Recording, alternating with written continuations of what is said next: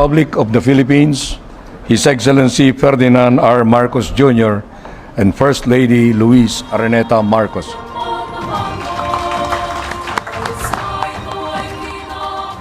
Thank you, ES Luke Bersumin. Please sit down. Members of the cabinet and our hosts, are they here? Ayun.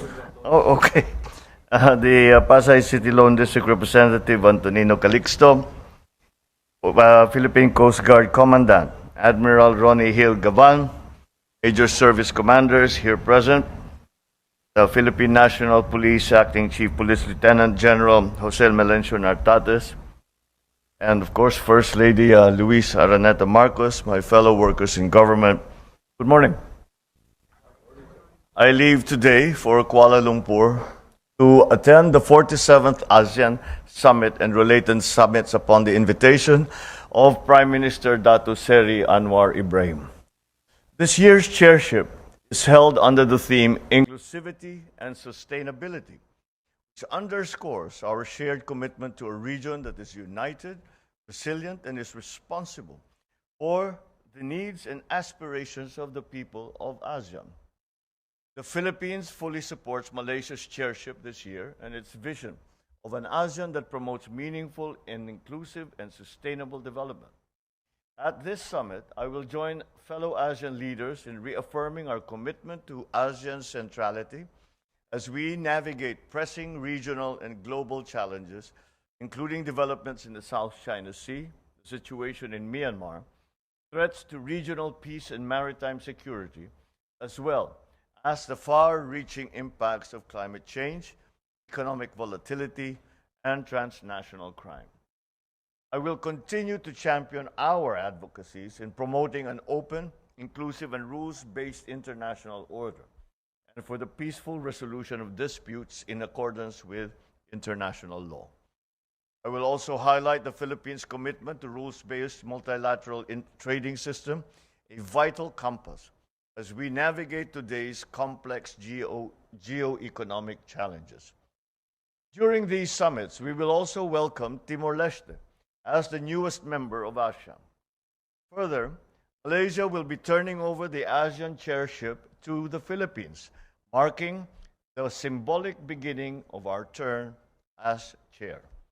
As always, our participation in the ASEAN Summit reaffirms our dedication to deepening regional cooperation and to advancing the well-being of every Filipino in the entire Southeast Asian community.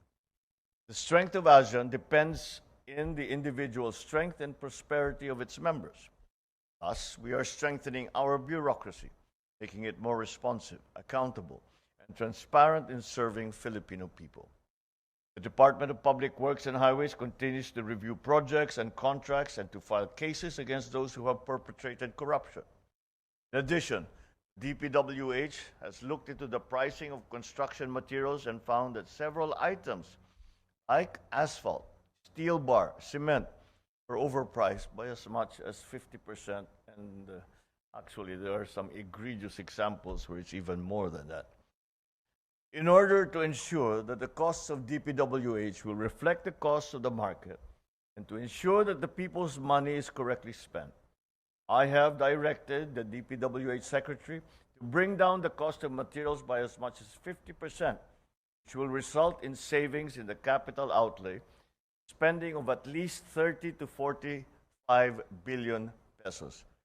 This is money that we can use for services such as health, education, and food that our people desperately need.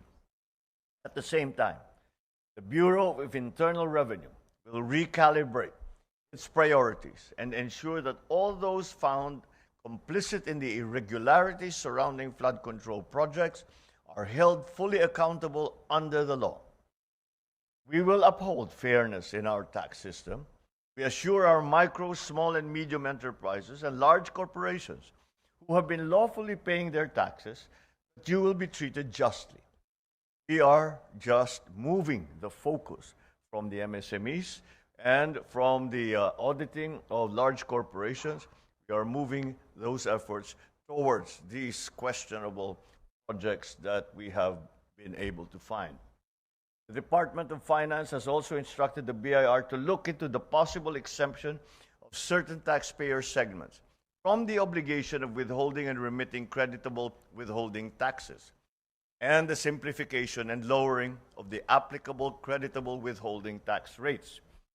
With this, we hope to provide relief to majority of our taxpayers burdened by complex tax compliance requirements without revenues to be foregone.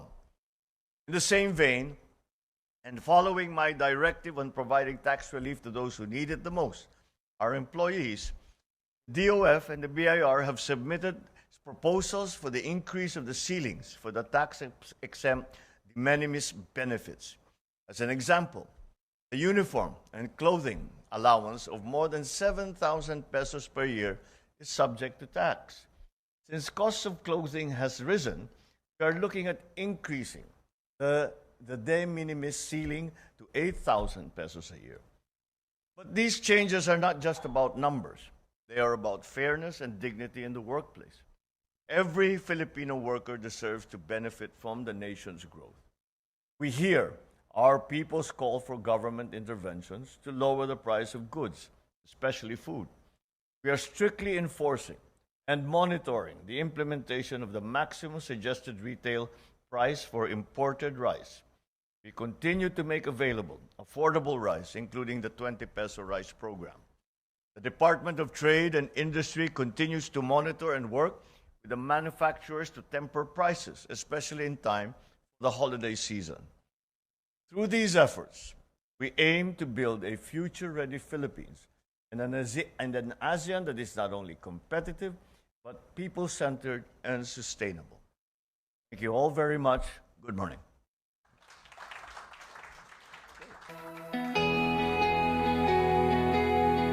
Nandito tayo ngayon sa Kuala Lumpur, Malaysia kung saan gaganapin ang 47th ASEAN Summit and Related Summit na dadaluhan ni Pangulong Ferdinand R. Marcos Jr. at iba pang ASEAN member states simula October 26 hanggang 28. Layo nitong summit na magsilbing plataporma para sa mga leader ng Southeast Asian nations at magtakda ng policy direction para sa ASEAN at bumuo ng consensus para sa mga isyung may magkakatulad na interes. Gayon din yung pagpapalitan ng pananaw sa mga mahalagang issue sa rehiyon.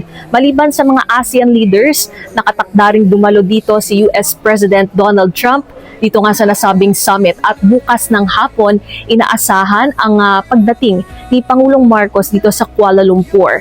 Nasa 14 leaders level meeting pati na rin yung 3 signing ceremonies ang dadaluhan ng Pangulo. Kabilang dito ang paglagda sa Declaration of the Admission of Timor-Leste bilang ika-11 bansang miyembro ng ASEAN at yung ilang pang bilateral meeting sa sidelines itong summit. At syempre, yung pinaka-inaabangan ay yung paglilipat ng ASEAN chairmanship mula sa Malaysia patungo sa Pilipinas sa huling araw ng ASEAN Summit.